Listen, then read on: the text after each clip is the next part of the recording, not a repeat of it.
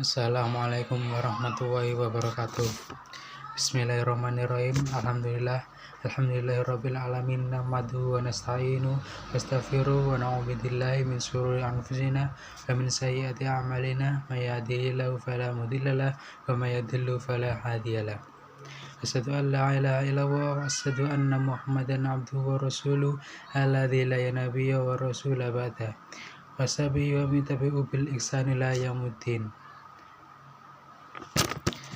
Di sini saya akan menjelaskan sedikit tentang surat An-Nur ayat 2 sampai 9.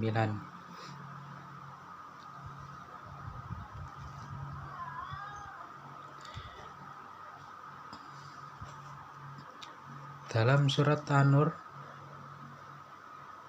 terdapat aspek hukum had bagi seorang yang berzina.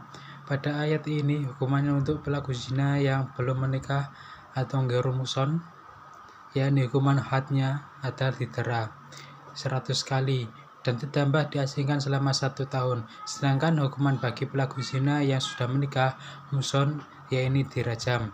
Pelaksanaan hukuman cambuk hendaklah dihadiri oleh sekelompok umat Islam yang beriman agar hukuman itu menjadi pelajaran yang membuat orang lain selain mereka berdua jara, dan juga untuk menjadi peringatan bagi yang lain agar tidak melakukan perbuatan yang sama.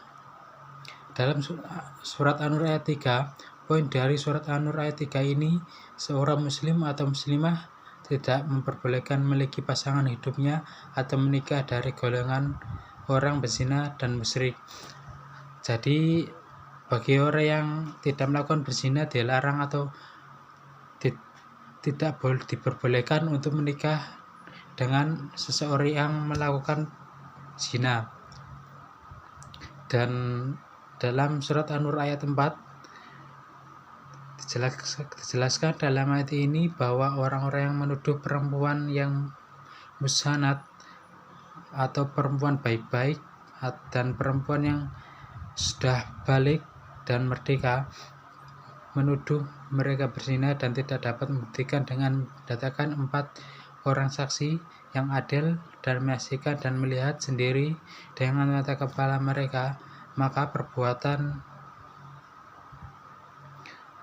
hukuman yang mereka bagi mereka yang menuduh adalah 80 kali dera karena membuat malu dan membuat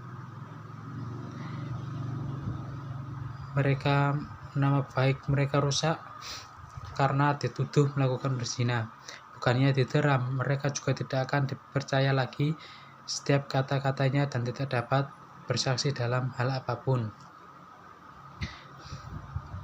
Lalu dalam surat An-Nur ayat 5, pada ayat ini Allah menerangkan bahwa orang-orang yang menuduh itu apabila tobat, yaitu menarik kembali tuduhan mereka, menyesali perbuatan mereka dan memperbaiki diri mereka dan memberikan nama baik yang dituduh, maka mereka itu kesaksian mereka dapat diterima kembali dan sudah dapat dipercaya bagi orang-orang yang sekitar. Dan dalam surat An-Nur ayat 6 ini, suami yang menuduh istrinya melakukan zina tanpa ada jumlah saksi yang menguatkan tuduhannya itu, tanpa adanya bukti melakukan perzinaan, melakukan sumpah sebanyak 4 kali bahwa ia benar-benar dalam tuduhan itu untuk membela dirinya dan saksi, hudud dan hukuman yang lain. Dan ayat 7 terdapat aspek yang mengandung sumpah, dan yang kelima bahwa laknat Allah atasnya jika ia termasuk orang-orang yang berdusta. Dalam hal ini menjadi khabar dan mubtada pada ayat yang sebelumnya tadi ialah untuk menolak hukuman hudud menuduh berzina yang akan ditimpakan atas dirinya. Lalu yang terakhir ayat 8 dan ayat 9, apabila pihak istri yang dituduh berzina dan ia diam setelah mendengarkan sumpah yang dilakukannya, tidak ada perkataan pembelaan atau apapun, dari sumpah yang diingkar pihak suami, maka ia berhak menerima saksi zina. Untuk membela diri dari pihak istri pun harus melakukan sumpah sebanyak 4 kali bahwa Allah mengetahui bahwa tuduhan zina yang dituturkan suami kepadanya adalah bohong untuk melakukan pembelaan.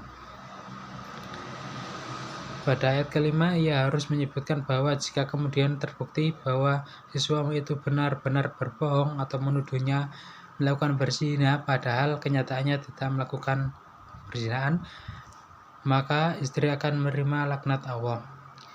Sekian dari saya, semoga bermanfaat. Wassalamualaikum warahmatullahi wabarakatuh.